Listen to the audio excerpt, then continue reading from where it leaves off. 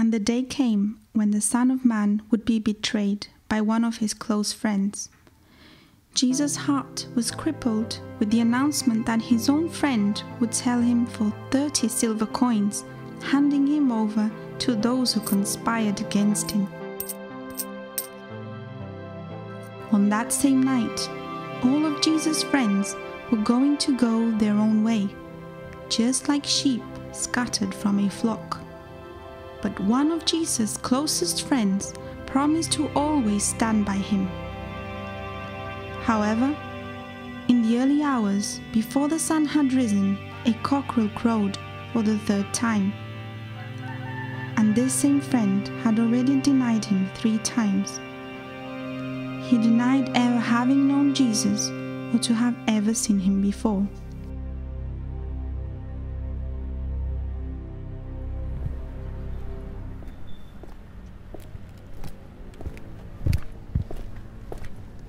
Jeff was making his way to a friend's house for supper.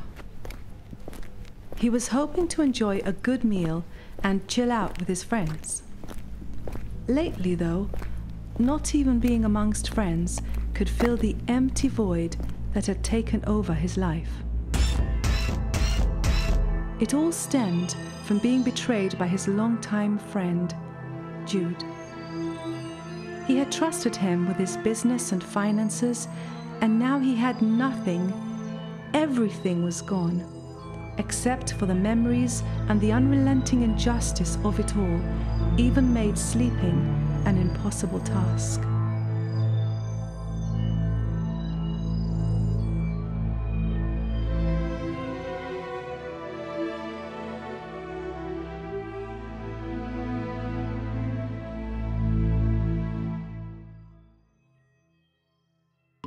Sorrowful, Jesus went up to his favorite garden, a place where he prayed and met with the Father. Falling with his face on the ground, Jesus cried out, "Father, if it's possible, if there's any other way, take this burden from me.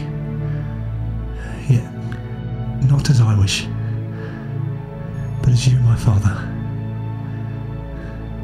as you wish."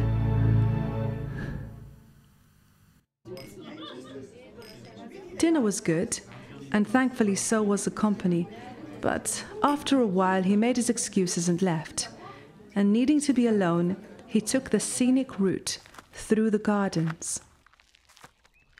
Deep in thought, he wandered around in circles until he came to a bench by a great oak tree overlooking the valley.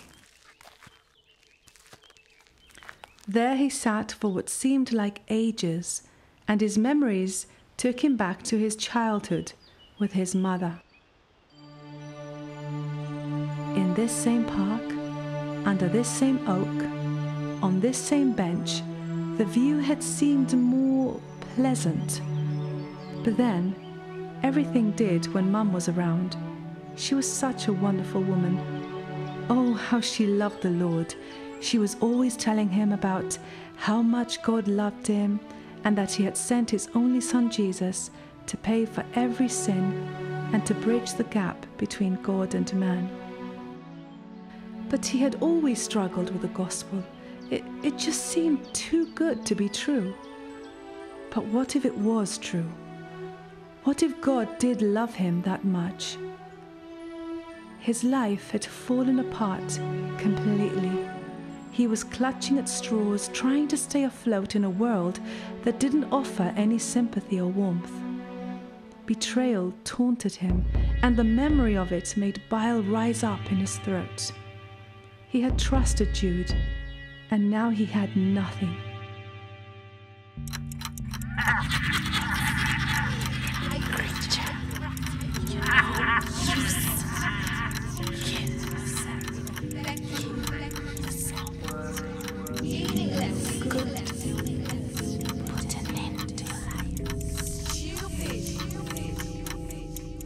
Could he trust again? Could he trust in God? Jesus came down from the garden to see his friends, but they were asleep. He said to his friends, Please wake up and pray. Be alert. Danger is near. After this, he returned to the garden and once again cried out to God. Father, if there's no other way, I will drink this cup. I am ready. Take my life and do it your way, Father. The words were barely out of his mouth when Judas showed up, and with him a gang from the high priests and religious leaders brandishing swords and clubs. He was taken like a prisoner and suffered greatly. They mocked me, they slapped me, they whipped me and they beat me, but all I could think of was you. I did it all for you, to save you. Death, they cried. Crucify him, they shouted. Death! This is the only way to guarantee the end of death. After what seemed like hours, he knelt to the ground, right there in the middle of the park in the dark of the night, and poured out his heart to God. He asked for the forgiveness of his sins and confessed his belief in Jesus.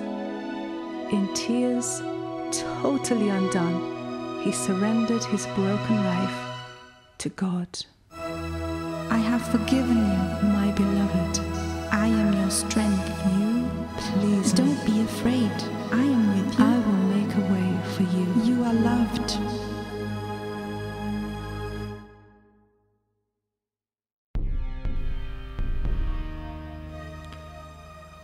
My life is breaking, and God's broken world will be mended. My heart is being torn apart, and your hearts will be healed. My blood will wash away all your sins, and you will be clean on the inside, in your hearts. Jeff's circumstances were the same, but his life had changed direction completely. He knew there and then that he would never be the same again. Hope had taken root in his heart. His trust in Jesus and what he had accomplished made him into a new man. He grew in the knowledge and love of God, and forgiving others became a way of life as he realized how much he had been forgiven by Jesus on the cross. It is finished. It is done. At that moment, the temple curtain was ripped in two. Top to bottom, the veil of sin was torn apart. Jesus died and rose again. He had conquered death. It was defeated so that we could have a new life with him.